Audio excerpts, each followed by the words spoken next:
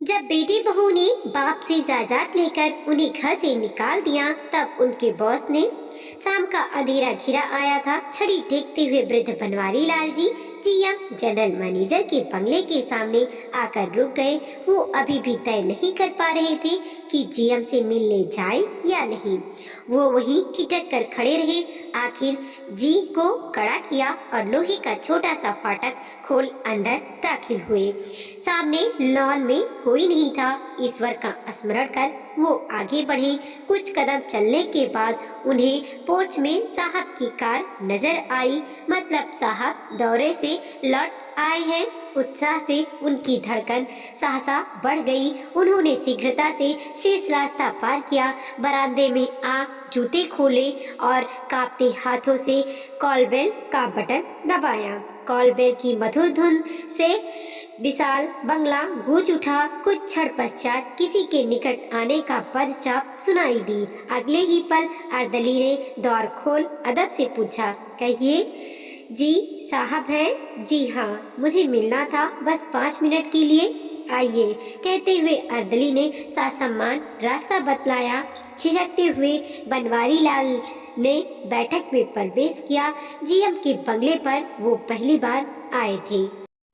वहाँ की भव्य साज सज्जा देख वो अभिभूत हो उठे। संकोच पूर्वक चलते हुए वो एक सोफे पर सिकुड़कर धंस गए। उनका नाम पूछ अर्दली अंदर चला गया। बनवारी लाल अपने में सिमटे बैठक का जायजा लेने लगे। सामने कलात्मक शोकेस में गणेश जी की भव्य प्रतिमा विराजमान थी। उन्हें निहारते हुए बनवारी लाल जी मन ही मन बातचीत की योजना बनाने लगे। 3-4 मिनट बाद अर्दली वापस आया। उसके हाथ में शरबत की ट्रे थी। आदर पूर्वक शरबत पेश कर उसने विनम्रता पूर्वक कहा, साहब तैयार हो रहे हैं, 5 से 7 मिनट लगेंगे, कृपया तब तक इंतजार कीजिए, और वापस अंदर चला गया। बनवारी लाल जी संकोच पूर्वक शरबत की चुस्की लेने लगे। लगभग 5 मिनट पश्चात साहब आए। बनवारी लाल तत्क्षण अदब से खड़े हो गए। प्रणाम साहब। अरे वाह! उन्हें देखते ही अभिवादन का सासम्मान पर उत्तर दे साहब खिल उठे। कब पधारे आप? जी आज ही। और सब ठीक है? साहब ने उन्हें अपने साथ बिठा लिया। रिटायर होने के बाद शायद पहली बार मिल रहे हैं आप? जी हाँ। साहब की आत्मीयता से बनवारी लाल अभिभूत हो उठे। कितना समय हो गया होगा आपको रिटायर हुए? मेरा ख्याल है साल भर। जी हाँ, 1 साल और 2 माह। समय कैसे बीत गया पता ही नहीं चला। साहब ने घनिष्ठता से उनके कंधे पर हाथ रखा। स्वास्थ्य वगैरह सब अच्छा है ना? जी हाँ। और सुनाइए। साहब के ओठों पर इस गंध मुस्कान उभर आई। कैसी चल रही है रिटायर्ड लाइफ?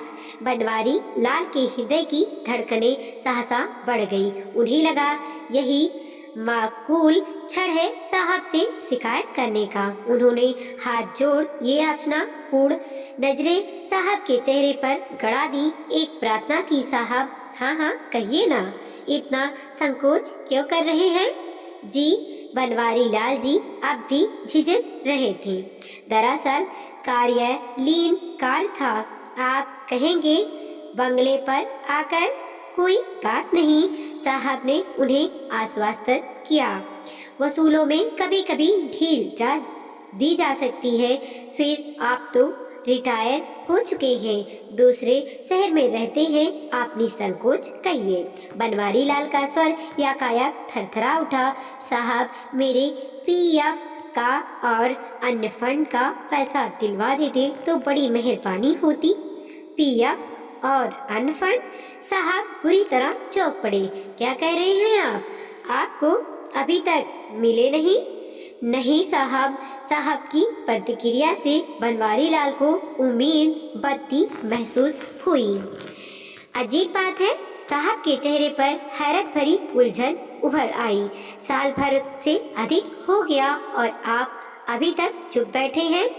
चुप नहीं बैठा साहब। बनवारी लाल जी की उत्तेजना एकदम बढ़ गई।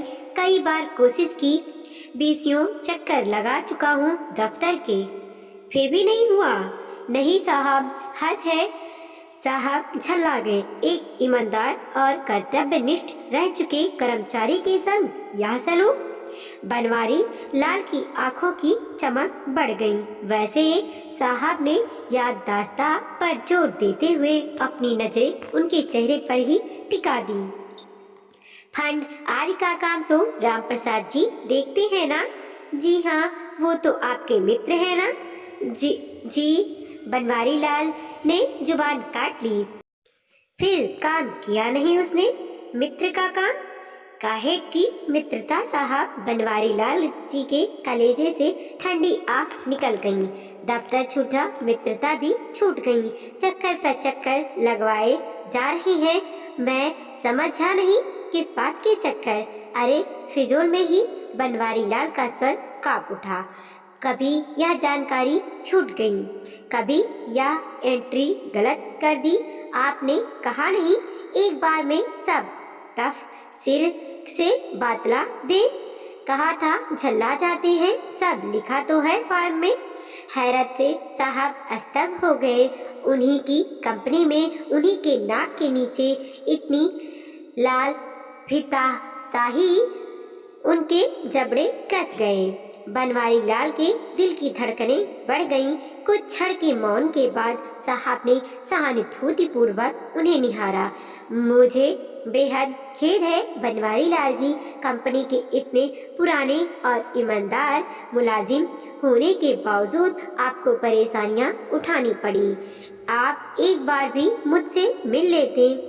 आप इतना व्यस्त रहते हैं, महीने में 25-26 दिन अन्य ब्रांचों के दौरे। इत्तेफाक से आज आप यही थे। खैर, जो हुआ सो हुआ। मृदुल मुस्कान बिखेरे साहब ने उन्हें आश्वासित किया। अब आप रत्ती पर चिंता ना करें, कल आपका काम निश्चित रूप से हो जाएगा। सच साहब? खुशी से बनवारी लाल का गला हठात संत गया। कृतज्ञता पूर्वक उन्होंने हाथ जोड़ लिए। बहुत बहुत मेहरबानी होगी साहब आपकी। मेरा दिल ही जानता है कितनी परेशानी होती है मुझे बार बार गांव से यहाँ आने में। गांव से आने में? साहब एकदम चौंक पड़े। मैं समझा नहीं, कौन से गांव से आने में? आप तो शायद रायपुर रहने लगे हैं ना, अपने बड़े बेटे के पास? जी। बनवारी लाल सहसा संकोच में पड़ गए। फिर ये गांव? बनवारी लाल अटकने लगे। जी वो 40-45 किलोमीटर पर एक गांव मंचल है, जीरापुर से 9 किलोमीटर अंदर। हाँ हाँ, सुना तो है, नदी किनारे कोई पुरानी गढ़ी है। जी हाँ, वही। वहाँ खेती है छोटी सी, 6.5 बीघा की। अच्छा, उसे बटाई पर देने आए होंगे अभी रायपुर से। जी। बनवारी लाल संकोच से वहीं सोफे पर धंस गए। आजकल मैं वहीं रहता हूँ। वहाँ? साहब की आंखें आश्चर्य से फैल गईं। उस सुविधाहीन गांव में? बनवारी लाल सिर झुकाए अपने में और सिमट गए। मेरा ख्याल है शायद बसें भी नहीं जाती वहाँ, 3-4 किलोमीटर पैदल जाना होता है। हाँ, मैं बनवारी लाल ने सिर हिला दिया। फिर ऐसे सुविधाहीन गांव में रहने का क्या सूझी आपको? रायपुर में मन नहीं लगा आपका? जवाब देने की बजाय बनवारी लाल सिर झुकाए बैठे रहे। उनकी आंखों के कोरे पर आंसू चमकने लगे। साहब गहरी नजरों से अब भी उन्हें भाप रहे थे। उन्होंने भेदते स्वरों में उनके दिलों को कुरेदा। आपने जवाब नहीं दिया बनवारी लाल जी। रायपुर में मन नहीं लगा क्या आपका? भला क्या जवाब दे दे बनवारी लाल? क्या अपने ही घर का दुखड़ा रो देते साहब के सामने, और वह भी अपने औलाद के विरुद्ध? उठे भेजे से झुकाए बैठे रहे। साहब की उत्सुकता बढ़ती जा रही थी। उन्होंने पालकों से कतूहल से पूछा, आपके 2 पुत्र और हैं ना, जबलापुर और इटारसी में? हाँ, मैं बनवारी लाल ने होले से सिर हिला दिया। वो भी शायद अच्छे ओहदे पर हैं। खुद के बंगले हैं उनके यहाँ गए थे। जी, फटी धौकनी सी उनके गले से आवाज निकली। फिर वहाँ भी नहीं रहते ऐसी कमजोर वृद्धावस्था में? आपकी पत्नी को तो गठिया है ना? बनवारी लाल का हृदय फट पड़ने की सीमा तक भर आया। अपने मन का सैलाब रोकना उनके लिए दुश्वार हो गया। आखिर क्या मजा मिल रहा है साहब को मेरा जख्म कुरेदने कर? साहब भी उन्हीं लोगों सरीखे हल्के लगने लगे जिन्हें दूसरों की धमकी उघाड़ने में मजा आता है। मन तो हुआ साहब का बंगला तुरंत छोड़ दे, मगर बनता काम बिगड़ जाने की आशंका थी। इसीलिए मन महसूस कर सिर झुकाए चुपचाप बैठे रहे। साहब आज कुछ विचित्र मूड में थे। बनवारी लाल के निजी जीवन के प्रति उनकी उत्सुकता बढ़ती जा रही थी। मेरी समझ में नहीं आता, आप स्वयं इतने कमजोर, पत्नी बीमार, उस सुविधाहीन गांव में रहने के बजाय आप यहाँ क्यों नहीं रहते? अपना घर सुनते ही एक हुक सी उठी बनवारी लाल के हृदय में। थरथराई आवाज में उन्होंने अपना पथराया चेहरा ऊपर उठाया। घर तो बेच दिया था साहब, बेच दिया था? हैरत से साहब ने उन्हें घूरा। कब? रिटायर होने के 3 से 4 माह पूर्व। क्यों? जवाब देते हुए बनवारी लाल को गले में कांटे चुभने लगे। तीनों बेटे बहू जोर देने लगे कि रिटायर होने के बाद तो हम पति पत्नी को उन लोगों के पास ही रहना होगा। यहाँ इतनी दूर सोने मकान की देखभाल कौन करेगा? किराए पर देने में भी खतरा है। और आपने घर भेज दिया? जी, पछतावे की सूल से वह कहर उठे। आज भी वो उस पल को कोसते रहते हैं जब तीनों बेटे बहुओं के बहकावे में आकर उन्होंने अपना घर बेच दिया था। काश ना बेचा होता। शहर में रहने का ठौर तो रहता, भले ही छोटा सा घर था। कहने को तो रहता कि अपना स्वयं के घर में रह रहे हैं। सैकड़ों सूल खचाखच कर उनके हृदय में चुभने लगे। कितने भारी गलती कर बैठे थे वो लोग तो जिंदगी भर पैसा जोड़कर बुढ़ापे के नीड़ का इंतजाम करते हैं, और उन्होंने बना बनाया अपना नीड़ बेच दिया और पैसा भी बांट दिया तीनों में बराबर। ऐसा क्यों कर दिया आपने? तरस खाते हुए साहब बुरी तरह से कलप उठे। कम से कम पैसा तो अपने पास रखना था। अब साहब जी, याद करते हुए बनवारी लाल का हृदय हाहाकार कर उठा। मैंने सोचा पैसे कहाँ छाती पर बांधकर ले जाना है। मरने के बाद तो तीनों का ही है, मरने के बाद ना। और जीते जी? साहब की आत्मा भी बुरी तरह तरफ उठी। बनवारी लाल जी, सूरज भी सांझा को जब अस्ताचल को जाता है तो चंद्रमा के पास अपनी नौसरी सजोकर रखता है रात के सहारे के लिए, और आपने कुछ भी नहीं रखा अपने पास, बांट दिया सब। कम से कम अपनी वृद्धा बीमार पत्नी का तो ख्याल किया होता। पूरी मुट्ठी खोल दी। बनवारी लाल को अब और जज्ब करना दुश्वार हो गया। इतने दिनों का दर्द जो अंदर ही अंदर रोक रखा था, साहब के सहानुभूतिपूर्ण रुख का स्पर्श पाते ही लावा बनकर फूट पड़ा। हाथों में मुंह छुपा वो फपक कर रो पड़े, एक नन्हे से बच्चे की तरह। दुनिया की भीड़ में लुट चुके एक नादान अनाथ असहाय बच्चे की तरह। उनका करुणा रुदन रोक ही नहीं रुक रहा था। कुछ नहीं बचा साहब, मेरे पास कुछ भी नहीं। ले देकर बस ये मंचल वाली जमीन है।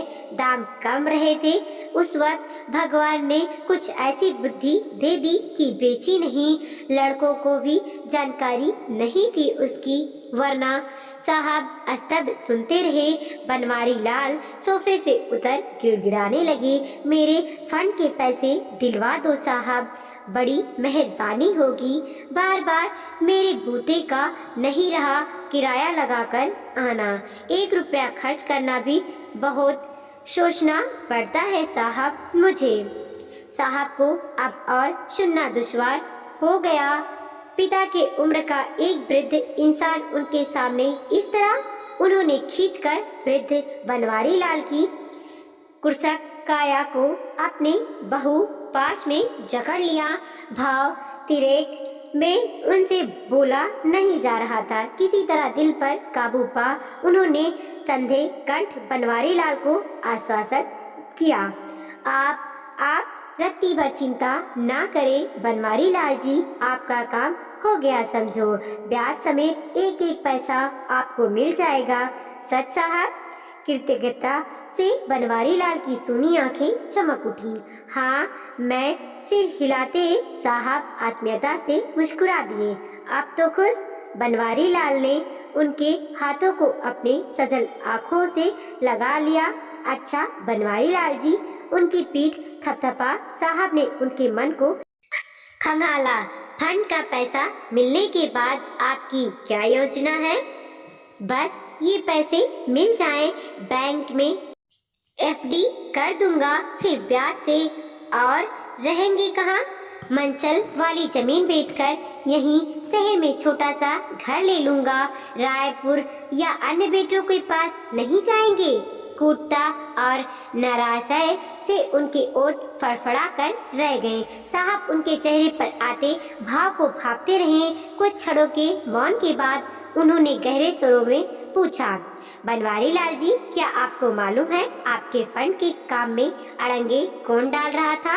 किसकी हरकत होगी या?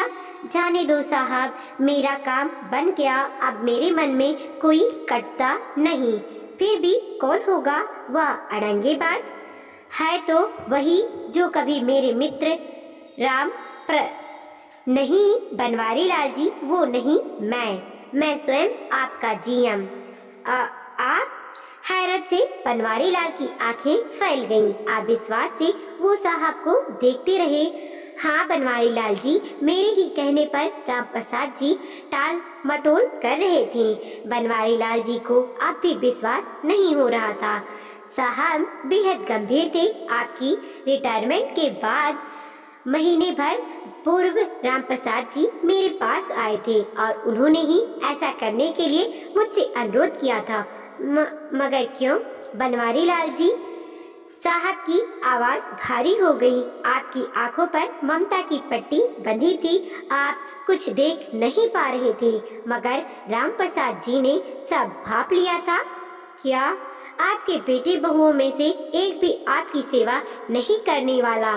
सबके सब अपने अपने हिस्से पर नजरें गड़ाए थे। बनवारी लाल की आंखें आश्चर्य से फैल गईं। साहब एक एक शब्द तौलते हुए गहराई से उन्हें घूर रहे थे। बनवारी लाल जी, यदि फंड के ये पैसे भी राम प्रसाद जी रिटायरमेंट के दिन ही दिलवा देते तो? बनवारी लाल जी का कलेजा मुंह में आ गया। वो तो इनका बंटवारा भी तीनों में। फिर आज क्या करते हैं आप सोचकर ही बनवारी लाल भीतर तक दहल उठे। क्या हालत होती उनकी आज। उनके नेत्र पुनः छलछला आए। वो व्यर्थी अपने मित्र को दोष देते रहे, मगर उसने तो उनका दिल अपने मित्र से मिलने को तड़प उठा। वो जाने के लिए तत्क्षण उठे। तभी उन्होंने देखा राम प्रसाद ठीक उनके पीछे खड़े हैं। राम प्रसाद कहते हुए वो उनके गले लग फूट फूट कर रो पड़ी। दोस्ती का फर्ज कैसे अनोखे अंदाज में निभाया था इस निर्मोही ने। वीडियो को लाइक कीजिए, कमेंट कीजिए और अपने दोस्तों के साथ जरूर शेयर कीजिए। चैनल पे नए हैं प्लीज सब्सक्राइब कीजिए और देखते रहिए मोटिवेशनल स्टोरी।